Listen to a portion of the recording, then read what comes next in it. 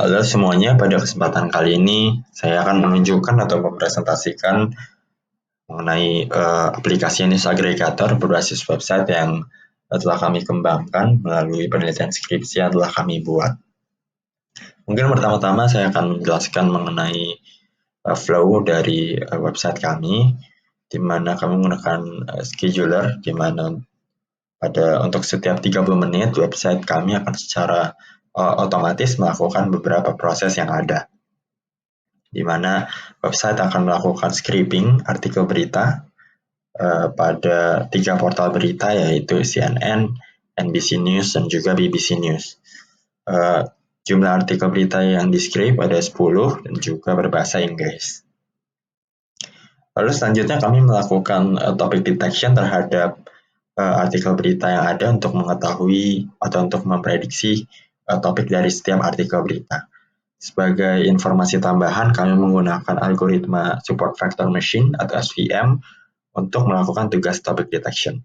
Hal ini dikarenakan berdasarkan hasil evaluasi yang kami peroleh pada penelitian skripsi, SVM memiliki kinerja yang paling baik jika dibandingkan dengan beberapa algoritma lainnya dalam melakukan tugas topic detection.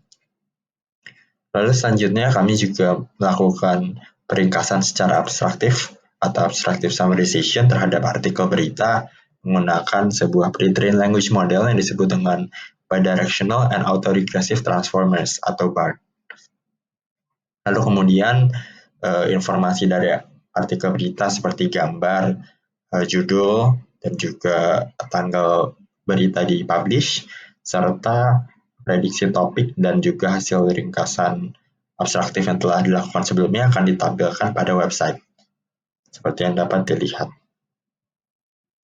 Untuk tampilan websitenya bisa dilihat di sini.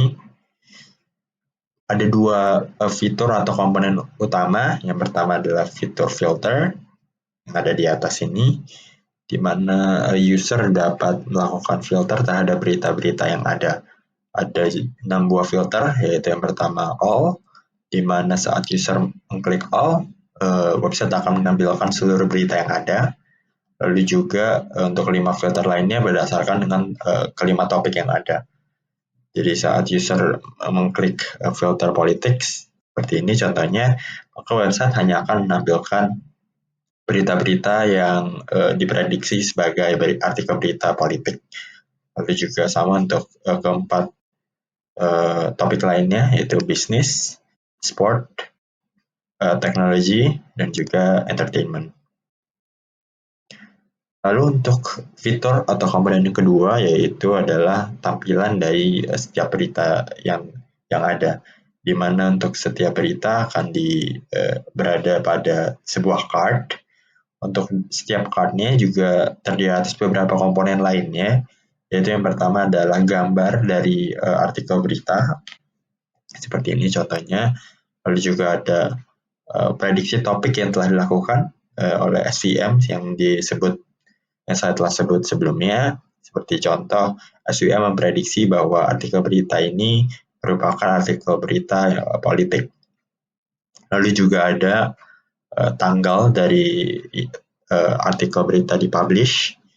Lalu juga ada judul dari artikel berita. Dan yang terakhir adalah hasil ringkasan abstraktif dari artikel berita. Jika user ingin membaca keseluruhan dari artikel berita, maka user dapat mengklik card pada setiap artikel berita, seperti contoh ini. Maka website akan melakukan redirect user ke sumber artikel berita.